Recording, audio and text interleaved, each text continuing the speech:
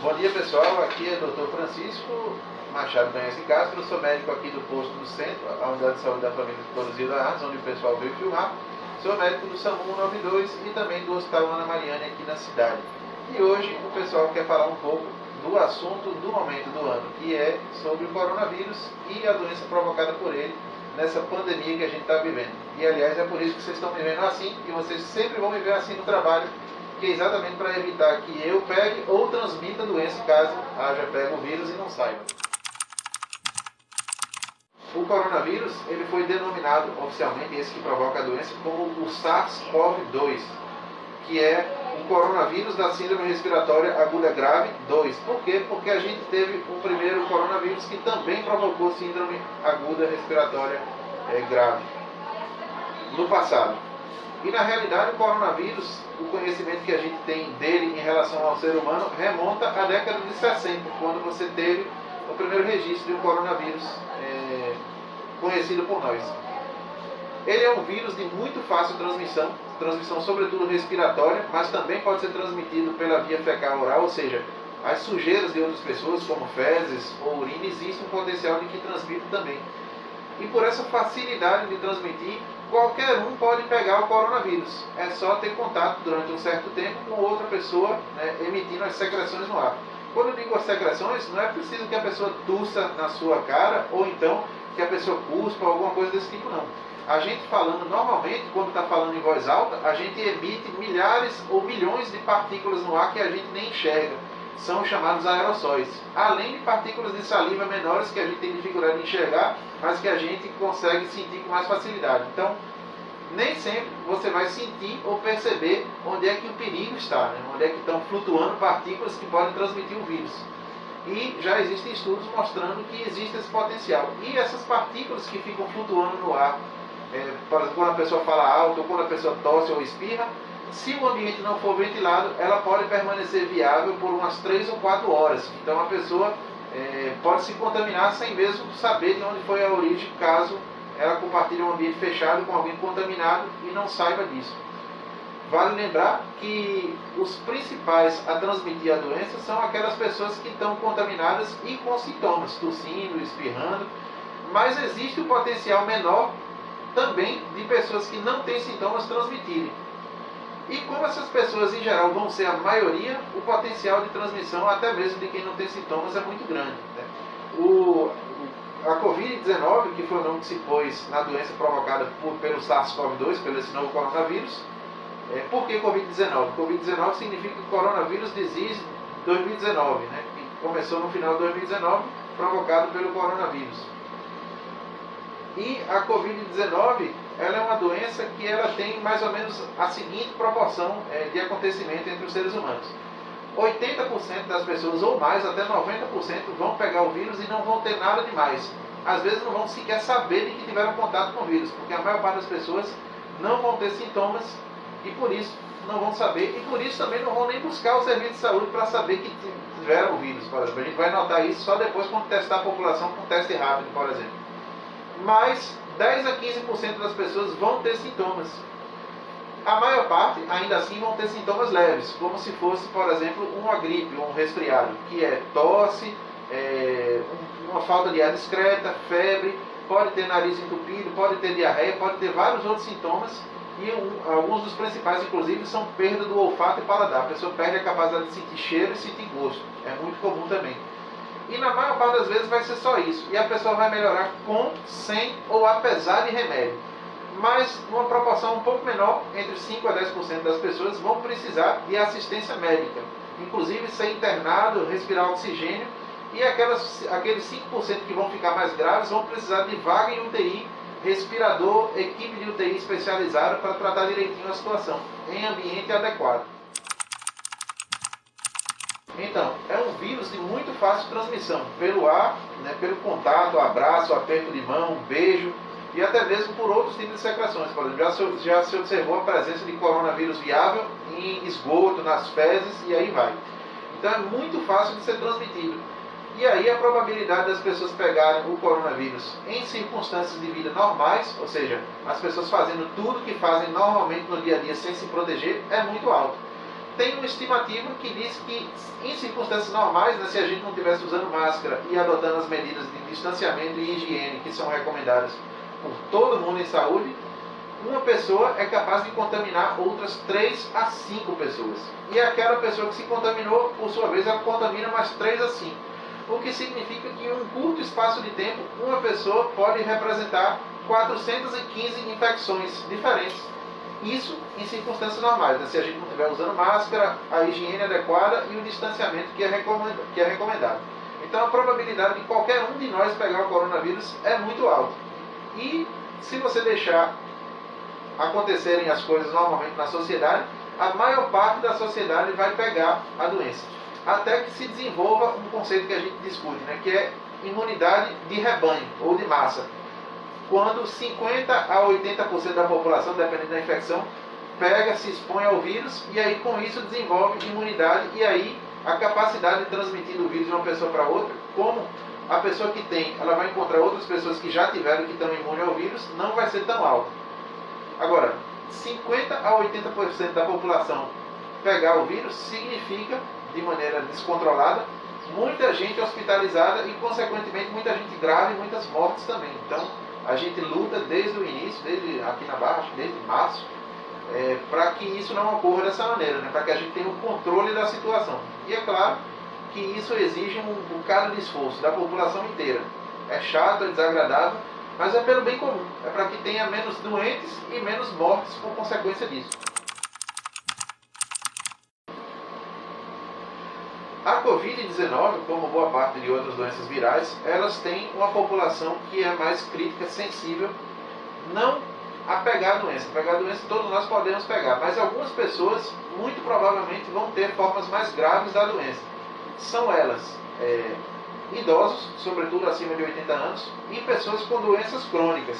Por exemplo, hipertensão, diabetes, doenças do coração, doenças dos rins, insuficiência renal, doenças do fígado, doenças respiratórias como asma ou DPOC, que é a sequela que fica do uso do cigarro ao longo do tempo nos pulmões.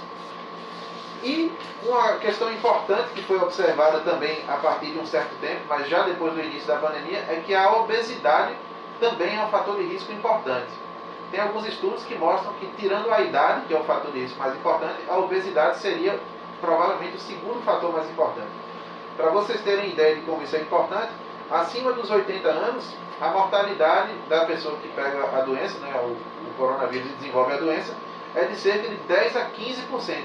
Ou seja, a cada 7 ou 8 idosos com mais de 80 anos que pegaram a doença, o mais provável é que um venha a falecer. Então é algo que a gente não pode permitir que fique descontrolado, até porque a população da gente tem muitos idosos. E a gente não pode permitir, de preferência, que ninguém morra ou adoeça.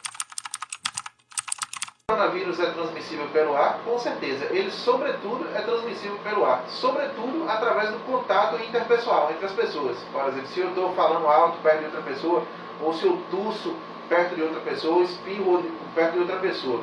Mas essa questão tem um aspecto importante também. Se mesmo eu não estando junto da pessoa tossindo ou emitindo secreções no ar, se ela é transmissível pelo ar. Como ela é transmissível por aerossóis que podem ficar flutuando viáveis até por 3 ou 4 horas no ar, sim, ela é transmissível pelo ar. Agora lembre-se, não é para ficar desesperado você aqui e outra pessoa a 50 metros achando que você vai pegar porque ela tem coronavírus. Não é assim que funciona. Normalmente, para ela ser transmissível pelo ar, precisa ser um espaço fechado onde os aerossóis fiquem lá flutuando e você vai lá e respire aquele inóculo nos aerossóis que estão flutuando no ar. Então, sim, mas também não é de se desesperar achando que você saindo na rua vai pegar no ar a doença. No entanto, se recomenda, a partir de quando você tem a transmissão comunitária no Brasil, isso já faz tempo, que sempre que você saia da sua casa, você use sua máscara, porque a máscara dá uma certa proteção, tanto para você não pegar o vírus, como para as pessoas que pegaram e talvez nem saibam, transmitam esse vírus. Então, como a gente já falou, sim, a pessoa deve usar máscara para se proteger. Aliás, é uma recomendação da Organização Mundial de Saúde, dos médicos em geral e das autoridades sanitárias em geral. A máscara, ela oferece uma proteção a mais. Isso não significa que você pode sair para qualquer lugar, pode abraçar todo mundo, pode fazer o que fazia antes da pandemia, só porque está de máscara, mas ela oferece uma proteção a mais. Tanto para você que está respirando o ar, quanto para a pessoa que está contaminada sem nem saber, por exemplo, quando ela falar ou quando ela tossir ou espirrar, boa parte daquele inóculo viral, aqueles vírus que ela está emitindo, vão ser retidos pela máscara. Então é importante todo mundo usar máscara. Passou a porta de casa, usa máscara. E para as pessoas que estão com sintomas de gripe e não podem se isolar de outra maneira, até mesmo dentro de casa, para você evitar passar a doença para os seus familiares. Então, essa é uma pergunta interessante e é uma pergunta bem, vamos dizer assim, controversa no momento, controvertida. Né? Quais são os remédios que a pessoa com coronavírus ou com Covid-19 pode tomar? Até o momento, do ponto de vista científico, comprovado, que a gente pode divulgar, que realmente existe um perfil de melhora comprovado, você tem a dexametasona usado quando usado em pacientes com fenômenos moderados a graves da doença.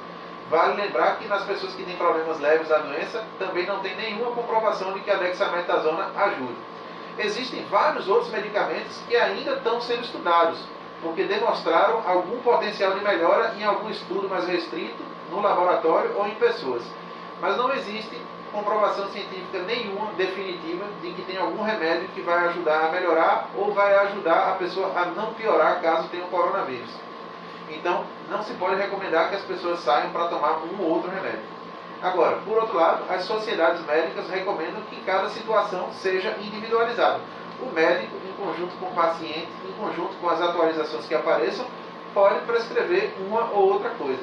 Mas aquela questão de, por exemplo, agora o que a gente está vivenciando nesse momento é uma corrida para ver quem compra ivermectina para usar, para se proteger ou para tratar. No entanto, até o momento não existe nenhum estudo sério, definitivo, grande, que comprove de maneira indiscutível de que isso daí vai fazer alguma diferença no tratamento. Portanto, a gente como médico, seguindo o Código de Ética Médica, não pode recomendar para que as pessoas saiam comprando ou tomando remédio, já que eles ainda não têm comprovação científica definitiva. Então, o único que tem comprovação científica sólida, robusta para isso, é a dexametasona, quando usada em fenômenos moderados a graves. Tirando isso, o restante todo, hidroxicloroquina, azitromicina, ivermectina, ritonavir, lopinavir e outras medicações, tocilizumab, estão sendo estudadas para ver se tem algum efeito. Tem estudos, por exemplo, como o estudo da Oxford, que mostra que a maior parte dessas medicações não tem o efeito definitivo, protetor ou curativo.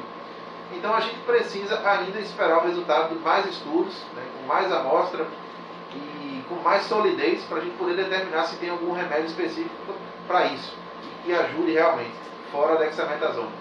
Por isso mesmo, fica mais importante ainda alertar que as pessoas devem seguir as medidas para não se contaminar umas às outras. Porque com isso você não vai precisar nem tomar remédio.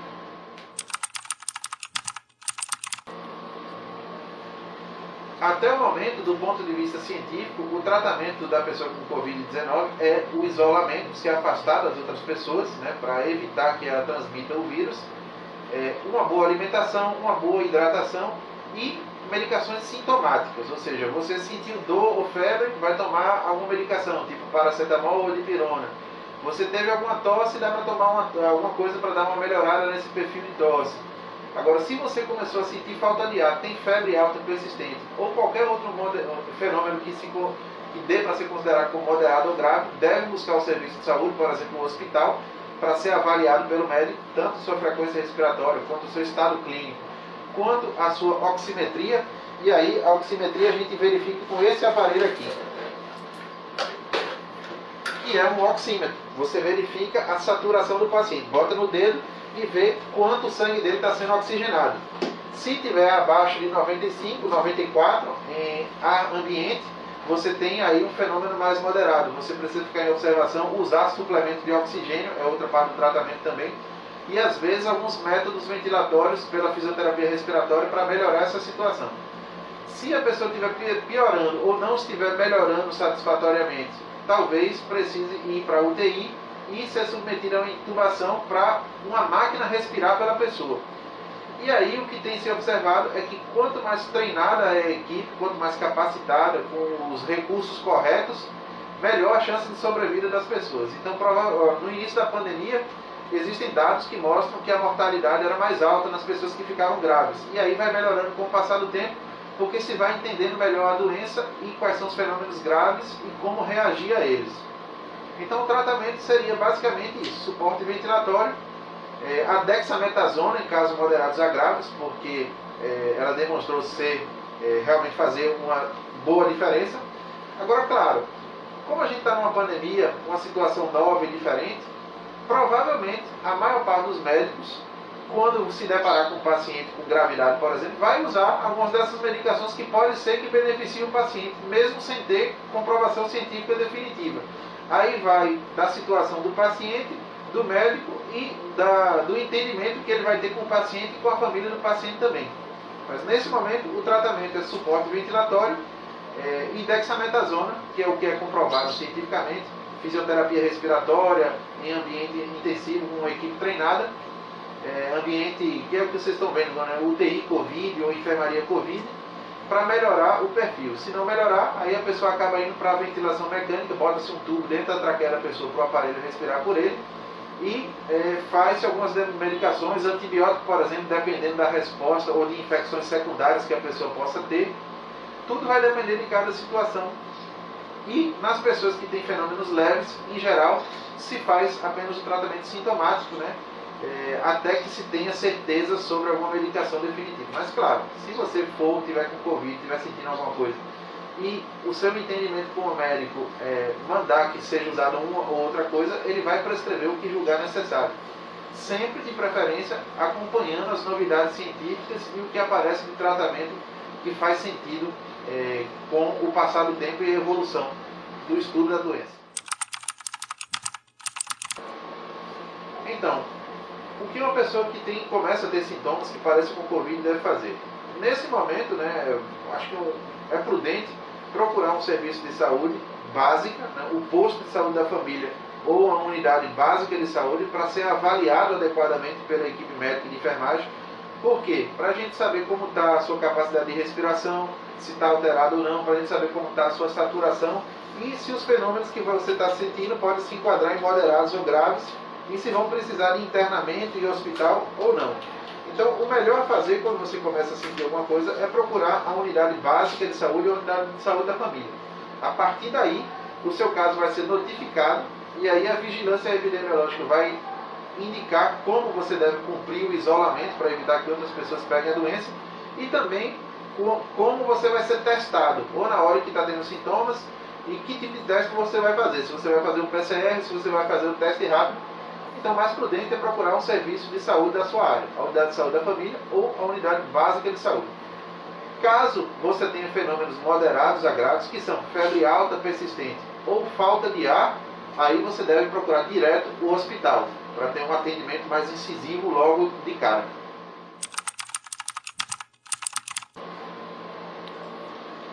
Primeiro que na vigência da pandemia, a gente recomenda que as pessoas saiam de casa o mínimo possível. Elas saiam de casa apenas para trabalhar, aqueles que precisam, ou para comprar mantimentos, comida, água, comprar remédios, ou procurar atendimento médico ou outro atendimento que seja necessário. Porque nessa hora a gente está num tempo de exceção em saúde. Então a gente deve se cuidar e cuidar da comunidade para que a doença não fique descontrolada e a gente comece, por consequência de doença descontrolada, a ver morrer gente. Mas, se você precisa sair para trabalhar, comprar mantimentos, comprar remédios ou procurar atendimento médico ou outro tipo de atendimento, deve, com certeza, usar a máscara assim que passar a porta de casa e carregar algumas máscaras reservas. Por quê? Porque depois de umas 2 horas você usando a máscara de pano, ela fica úmida ou suja e perde a capacidade dela de lhe proteger. Então, se precisar sair, deve usar máscara. E é prudente também que leve um álcool gel, ou então, sempre que puder, higienize as mãos com água e sabão. Álcool gel, água e sabão, água sanitária, diluída até de 1:10, e peróxido de hidrogênio, que se usa em serviço de saúde, são o suficiente para desinfetar superfícies do coronavírus. Inclusive as mãos da gente, sobretudo água e sabão e álcool 70. Então, esses cuidados. E procurar evitar aglomerações. Eu saí, por exemplo, encontrei 5 amigos ali. Evitar esses momentos, evitar churrasco, evitar festa, farra, tudo isso até que a gente possa ter um ambiente tranquilo que não propicie mais infecções e mais mortes para a gente voltar a fazer o que fazia antes, né? Então a gente tem que se cuidar nesse sentido. Quando sair de máscara, evitar aglomerações de qualquer natureza e sair na rua só para fazer o que for estritamente necessário. População de Barra, né? Meus concidadãos atualmente, se cuidem e cuidem da comunidade de vocês. Cuidar é basicamente seguir aquilo que as autoridades de saúde estão falando e fazendo já tem alguns meses, né? Distanciamento social, isolamento, a higiene e o uso da máscara. Então, evitar aglomerações de qualquer natureza, evitar ficar visitando uns aos outros, conversando uns aos outros, um com o outro, evitar festas, evitar farras nesse momento, qualquer aglomeração. Quando você sair de casa, saia de casa só para o que for essencial e use máscara ao sair de casa.